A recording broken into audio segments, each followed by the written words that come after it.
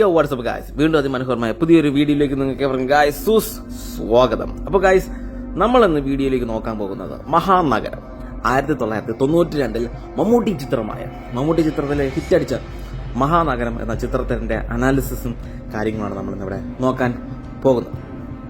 ഒരു അടിസ്ഥാന വിവരം എന്ന് വെച്ചാൽ വർഷം 1992 മലയാളം ഭാഷയിൽ ഇറങ്ങിയ ഒരു ആക്ഷൻ ക്രൈം ത്രില്ലർ സിനിമയാണ് മഹാനഗരം. ടി.കെ. രാജീവ് കുമാറാണ് സംവിധാനം ചെയ്തത്. മമ്മൂട്ടി നായകനാകുന്നു. തിരക്കഥ ഡെന്നിസ് ജോസഫ്, നിർമ്മാണം കെ.ജി. ജോർജ്. അപ്പോൾ 1992 അന്നത്തെ ഒരു ഹിറ്റടിച്ചൊരു സിനിമ തന്നെയാണ് മഹാനഗരം. ഞാനൊരു ഇതിന്റെ ഒരു ഓവറോൾ സ്റ്റോറി പ്ലോട്ട് ഞാൻ നിങ്ങൾക്ക് ഞാൻ ജസ്റ്റ് ഒന്ന് വിവരിച്ചു തരാം. ഈ കഥ എന്ന് പറഞ്ഞു കഴിഞ്ഞാൽ ശരിക്കും പറഞ്ഞാൽ ഒരു കടത്തിടപാട് തെറ്റിപ്പോണെന്ന് വെച്ചിട്ടാണ് ഈ ഒരു സിനിമ തുടങ്ങുന്നത്. മമ്മൂട്ടി ഇതിൽ ചന്തക്കാട് വിശ്വൻ, എൻ്റെ ഓർമ്മ ശരിയാണെങ്കിൽ ചന്തക്കാട് വിശ്വൻ എന്നിട്ടാണ് ഇതിലെ കഥാപാത്രമായിട്ട് വരുന്നത്. ശരിക്കും പറഞ്ഞാൽ ഒരു സ്മഗ്ലിംഗ് ചരക്ക് ഇതിനെ ഈ കടത്ത് കസ്റ്റംസ് പിടിച്ചെടുക്കുന്നു. അതോടെ വലിയൊരു ക്രിമിനൽ സംഘത്തെ നമ്മുടെ ഈ മമ്മൂട്ടിയായിട്ട് ഒരു ശത്രുത വരുന്നു. അങ്ങനെ നമ്മുടെ മമ്മൂട്ടി വീട്ടിലേക്ക് മടങ്ങുമ്പോഴേക്കും കുറെ ഗുണ്ടകൾ ചേർന്ന് ആക്രമിക്കുന്നുണ്ട്. അപ്പോൾ തന്നെ മമ്മൂട്ടി മുരളി, അതായത് നമ്മുടെ ചന്ദ്രദാസ് എന്ന് പറയുന്ന ഒരു IPS, നമ്മുടെ മുരളി നടനായിട്ട് വരുന്നതാണ്. ചന്ദ്രദാസ് IPS എന്ന് പറയാം, പോലീസ് ഓഫീസറാണ്. അദ്ദേഹം നമ്മുടെ മമ്മൂട്ടിയെ രക്ഷിക്കുന്നത്. പക്ഷേ മമ്മൂട്ടി ഒരു സാധാരണ കർഷകനാണെന്നുള്ളൊരു അങ്ങനെ നടിച്ചെന്ന് നമ്മുടെ പോലീസ് ഓഫീസറിന്റെ വിശ്വാസം നേടിയെടുക്കുന്നു. പിന്നീട് ഒരു വലിയൊരു സംഘത്തെക്കുറിച്ച്, ഈ കടത്ത് സംഘത്തെക്കുറിച്ച് മമ്മൂട്ടി പോലീസ് ഉദ്യോഗസ്ഥനെ അത് അറിയിക്കും. അങ്ങനെ ഇത് അന്വേഷണമൊക്കെ തുടങ്ങുന്നു. അതിനുശേഷം ഇതിന്റെ പിന്നിൽ ഒരു വലിയൊരു ഭീകര ക്രിമിനൽ സംഘം ഉണ്ടെന്ന് ഈ കടത്തിന്റെ ഭീകര സംഘം ഉണ്ടെന്നത് കണ്ടെത്തുന്നു. എനിക്ക് എന്റെ ഓർമ്മ ശരിയാണെങ്കിൽ ടൈഗർ എന്നെന്തോആണ്, ടൈറ്റർ അങ്ങനത്തെ, ഞാൻ പേര് ഓർമ്മായി. നിങ്ങൾക്ക് പേരറിയെങ്കിൽ നിങ്ങൾ കമന്റ് ചെയ്യുക. ടൈഗർ എന്നൊരു വലിയൊരു സംഘത്തെ പോലീസ് കണ്ടെത്തുന്നു. അങ്ങനെ കേസിലെ പ്രധാന സാക്ഷി കൊല്ലപ്പെടും. നമ്മുടെ മമ്മൂട്ടി കൂടുതലൊരു വലിയ അപകടമായിട്ടുള്ള സാഹചര്യങ്ങളൊക്കെ ഇത് കടന്നു പോകുന്നുണ്ട്.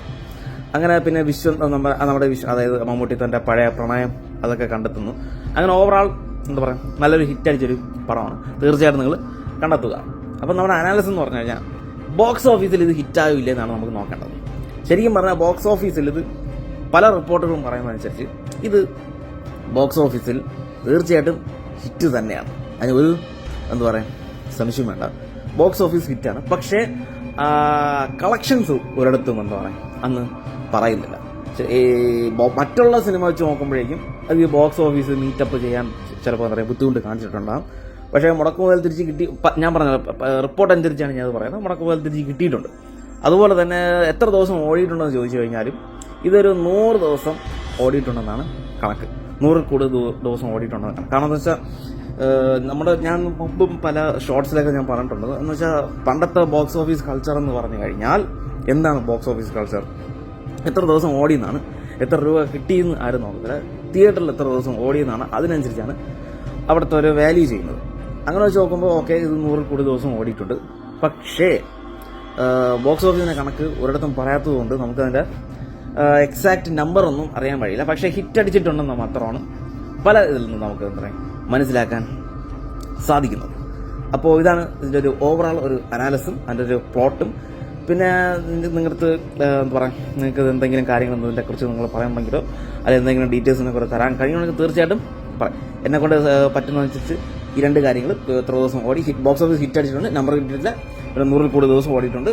അപ്പോൾ ഇത്രയൊക്കെയാണ് എനിക്ക് മാക്സിമം തരാൻ കഴിയുന്നത്. അപ്പോൾ ഇതാണ് നമ്മുടെ ഒഫീഷ്യൽ ഡാറ്റ. നിങ്ങൾക്ക് എന്തെങ്കിലും കാര്യങ്ങൾ പറയാനുണ്ടെങ്കിൽ തീർച്ചയായിട്ടും നിങ്ങൾക്ക് ബാക്കി കമന്റ് ബോക്സ് പറയാം എന്ന് പറഞ്ഞുകൊണ്ട് ഞാൻ സൈനിങ് ഓഫ്. അടുത്ത നല്ല വീഡിയോയിൽ കാണുന്ന എല്ലാവർക്കും peace out guys, peace out.